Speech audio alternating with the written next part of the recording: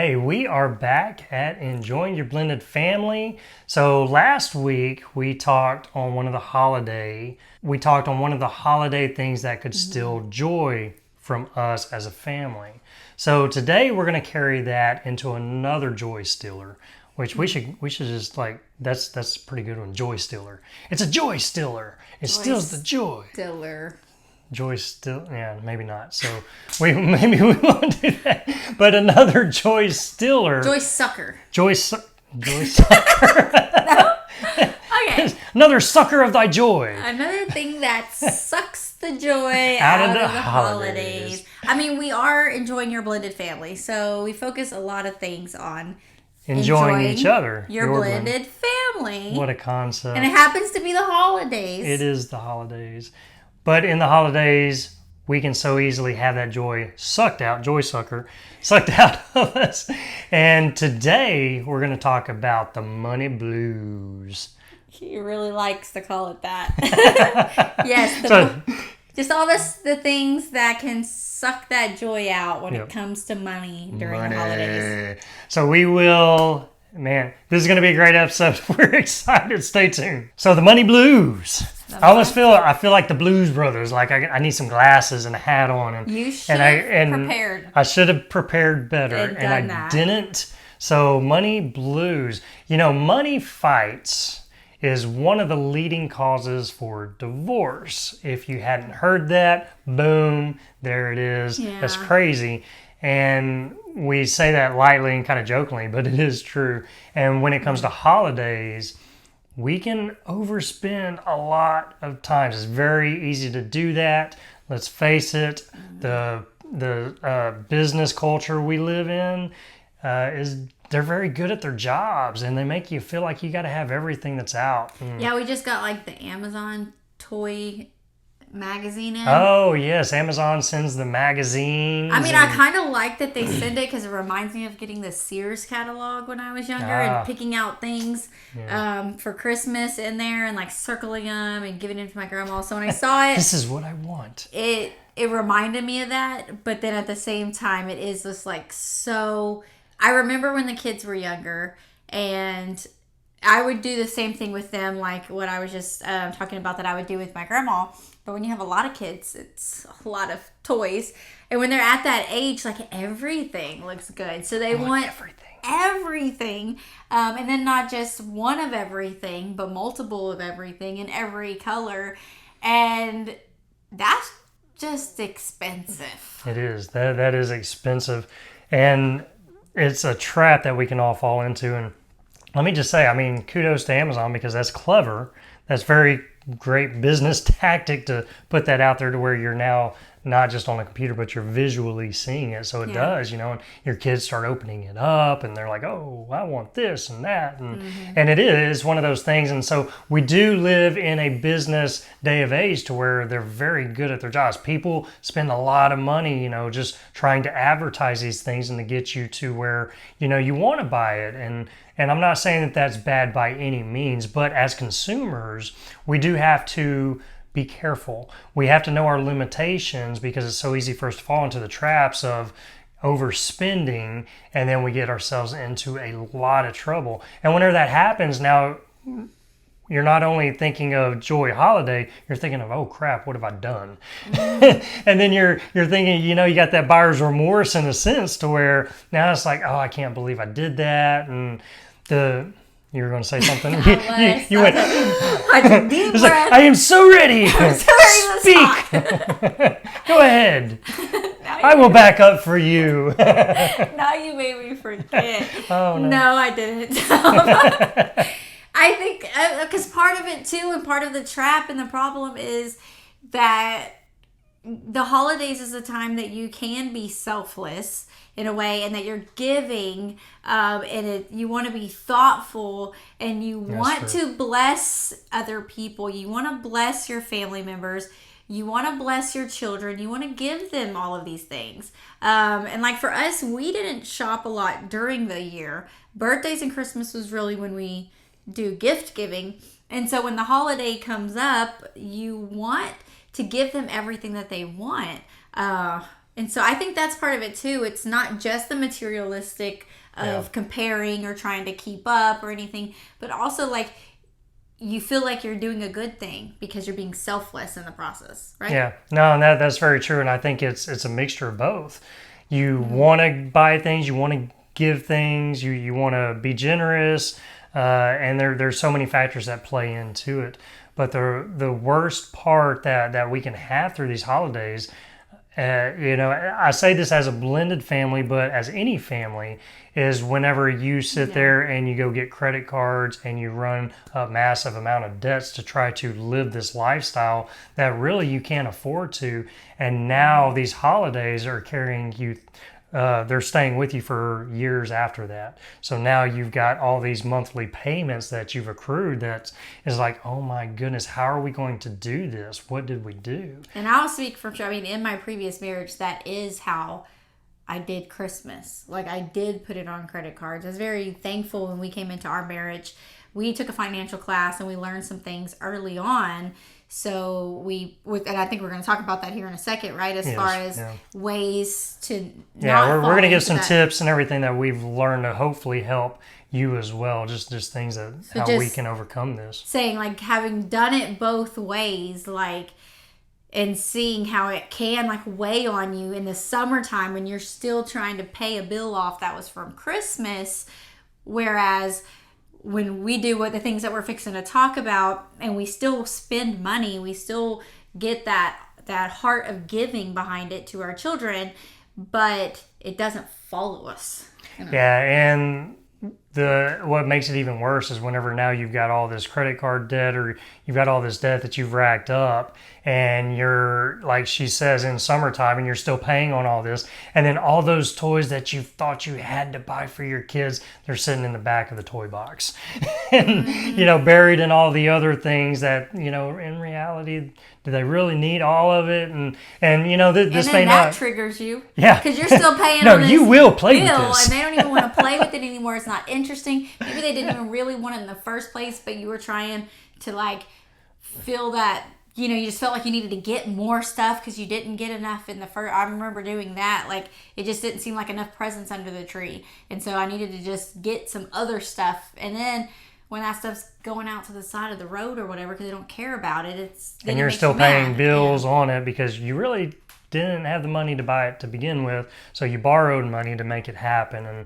And so it's just these traps we can fall into, and it sucks that joy out of you, and then it carries on through the rest of your life whenever now you're trying to figure out a new plan. What am I going to do to survive? Now we have even less money every month to try to make it. And it's just this spiral down effect that the holidays can stir up, this big trap. And then I'm going to throw in a blended family hot topic that we fall into, and it's very easy as parents in blended families, is we feel like we have to give this to our kids because now either it's a competition between us and the ex-spouses. Who can give the better? And who can make the best holiday for them so that they'll want to be with us and not the other, if I'm just being honest. Yeah. We can get into those traps.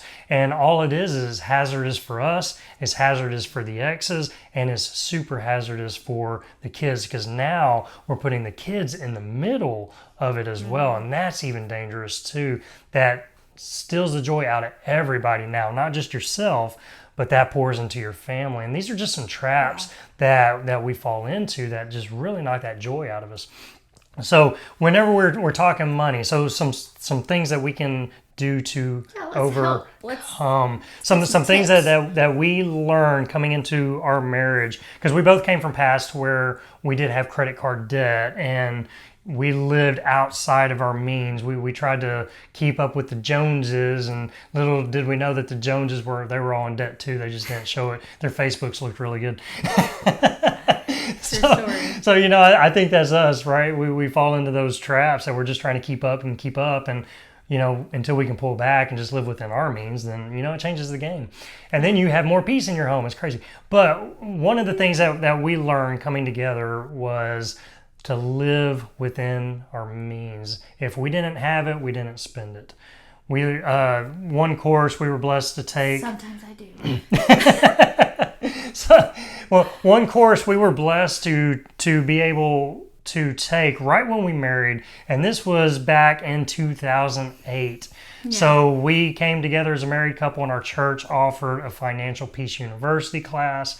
And first time I'd ever heard of Dave Ramsey and his products, and there were several classes that they were hosting at that time for us at the church. Mm-hmm. So we prayed about it and discussed it. We had just gotten married that spring, and these classes were that fall. Well, I mean, I proposed in the spring, and we got married right there in the fall. So we had just gotten married. A month or two later, they offer these classes. Man, I'm sleeping on the couch tonight. But they just offered these classes, and so we prayed about it, and we said, you know what, let's do the financial class. Let's do that one. Yeah. And so it was a good choice. It was an amazing choice, and at that time, that met us right where we needed to be met, taught us about budgeting and things of that nature. So that's one thing, as we were combining our finances, we didn't know how to do it. We were struggling on our own finances beforehand. And then now we're coming and taking two messed up finances and trying to put it together to have one big mess. And we didn't know what we were doing. And here we are, we were about our 30s by, well, you weren't. We were close to our 30s, I think. Yeah, we were both getting right there at our 30s. So we still didn't figure out this money thing, and then we came together, and it revolutionized the way that we handled things. So we learned how to budget, and that was a key. That was a key. So if you've never had a budget or don't know anything about a budget, that's step number one. You've got to live on a budget. So, and the great thing is, the more money you make, the more you have to spend or the more you have to save, right? So, but the thing is, basically all you're doing is you're having a plan for your money. So you're saying, okay, every paycheck that comes in, I'm telling my money where to go. It's just not, I'm not going to 2 days later after I get my paycheck, I'm like, where in the world did all my money go?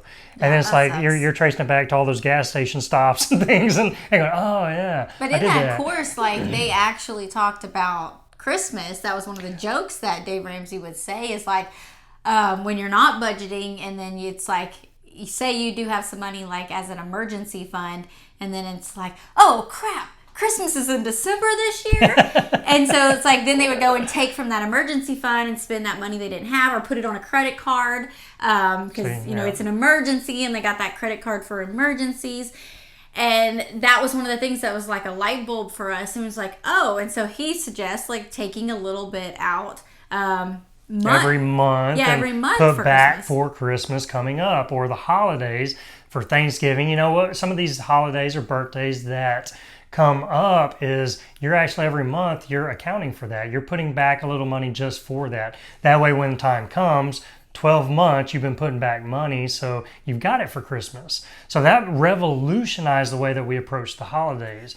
And now to be completely honest though, we might plan to put $100 every month for Christmas, and we don't make it a priority the first few months, but then when it gets down to August, we're okay, having to put back a lot of money. Now we have to put back this much, because we usually have a target of okay, we're going to spend this amount of money on Christmas this year. And so we try to hit that target by putting money back, and then whatever that amount ends up being, say we didn't quite hit our mark, we take that and we divide it amongst our each other and our kids. However many people we were spending for, we would divide that money. And it just changed the way that we did things. It's okay, we're going to save for this holiday instead of getting to the holiday, have no money, and feel like now I got to put it on debt or credit.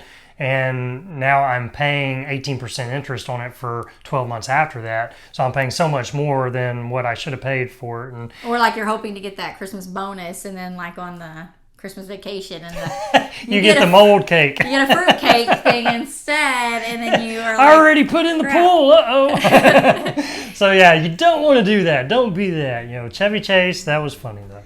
So, but it's a crazy concept that we were man, light bulb moment, phenomenal, yes. So put back a little every month if you can to hit a target of what you want to spend for the holidays. Can totally change how you approach it. And then when the holidays come, you have a plan. Now you know exactly how much money you have to spend. You know, it's fun. you know your limits. Now it can be a game because now it's like, okay, what can I get for this? And now you're not sitting there with this sad heart and joy sucked out going, how am I going to pay for this? How am I going to do Christmas? How am I going to make this happen? So, that was a new way for us to approach things. And when we did that, it just really made the holidays fun.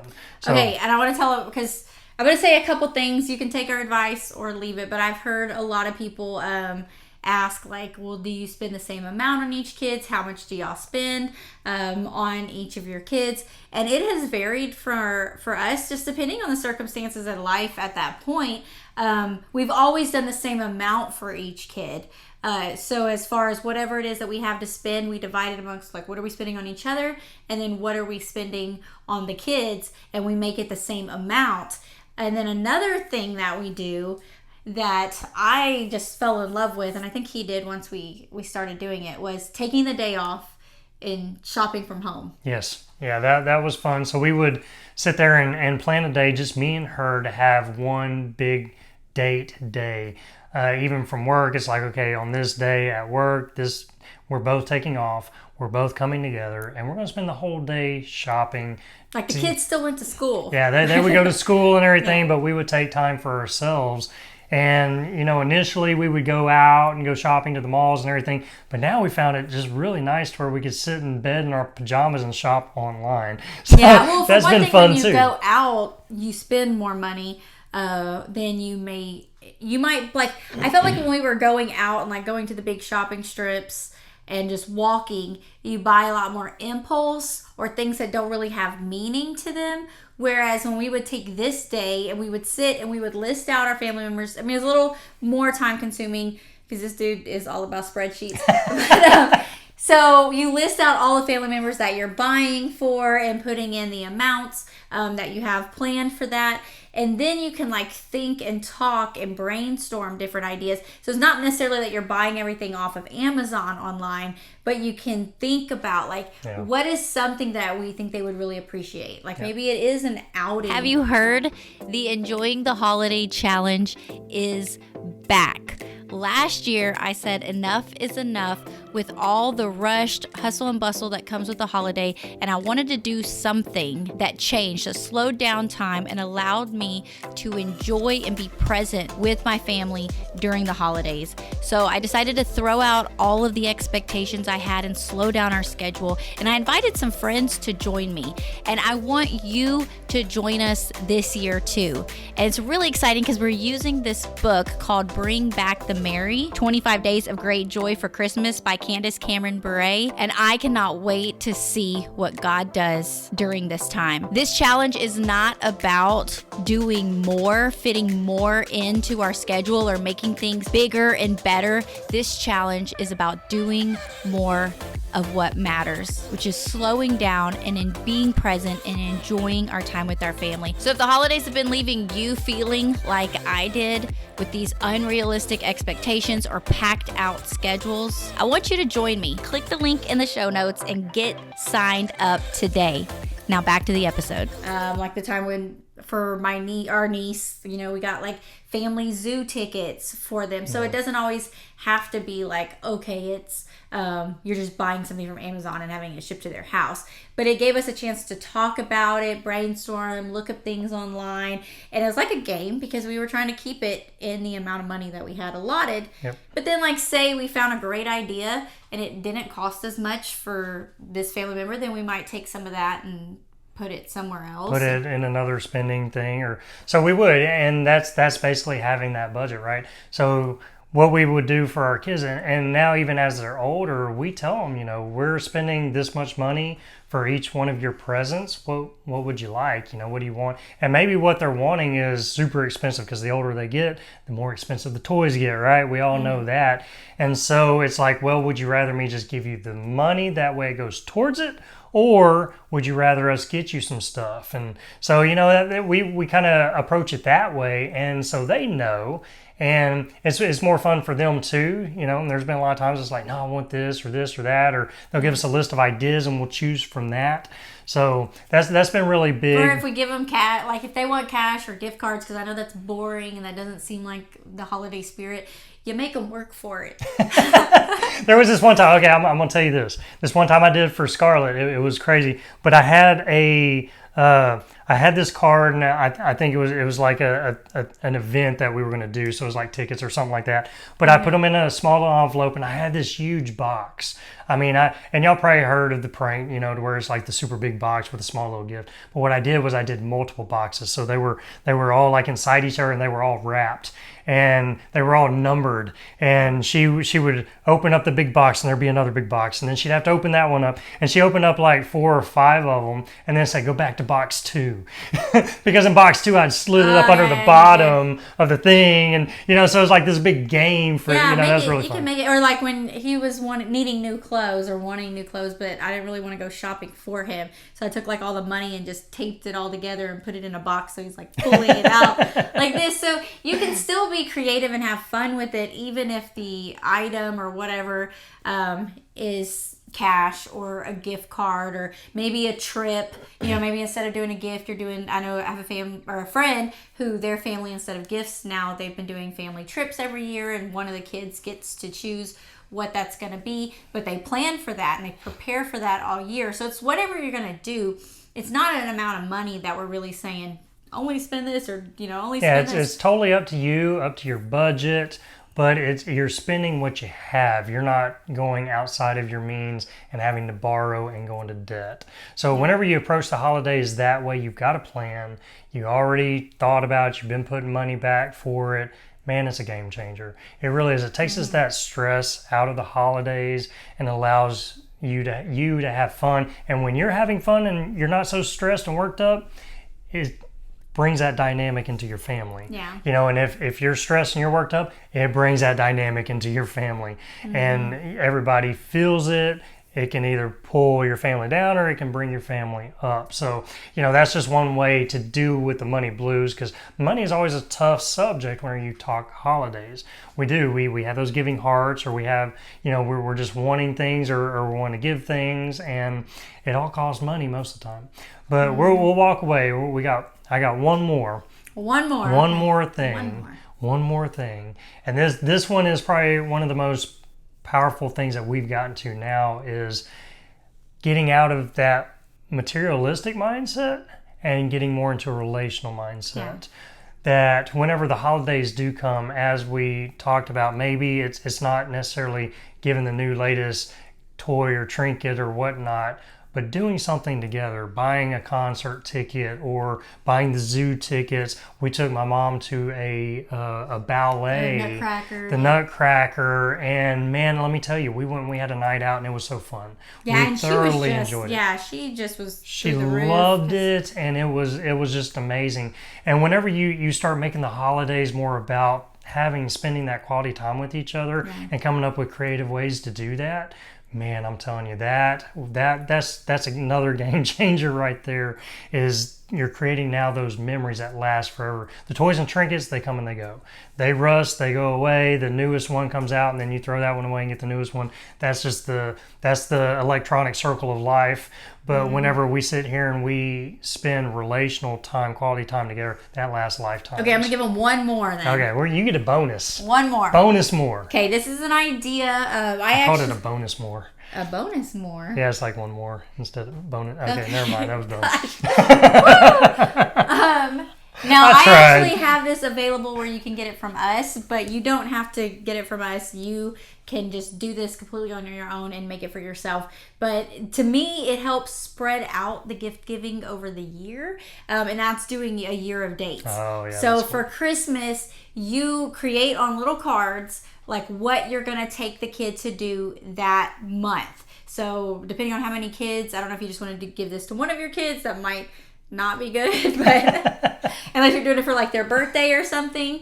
But taking that and making for each one of your kids something for you and them to do that month. So maybe if it's if it's March, maybe you're going out to pick strawberries. I'm just thinking of some of the stuff that I have planned. Or summertime, like a day at the beach or hang out by the pool. Whatever it is, you're making it go along with that month. And it could be something like that's completely free. Like, hey, me and you are going to the park this month. And then you take each of those ideas and you put it in its own envelope. And then, so let's say on January, you're going to plan you're going to the park with your kid. So you just write on there, me and you going to the park. Put that in an envelope and write January on the outside of it. Then you do that same thing for February all the way through December. And you seal those up, and then they open it at the beginning of the month. Yeah, each month they open up theirs, and they get to see what y'all are doing as your date. And then you go take that and you write it on the calendar. That's what's really important because it doesn't happen.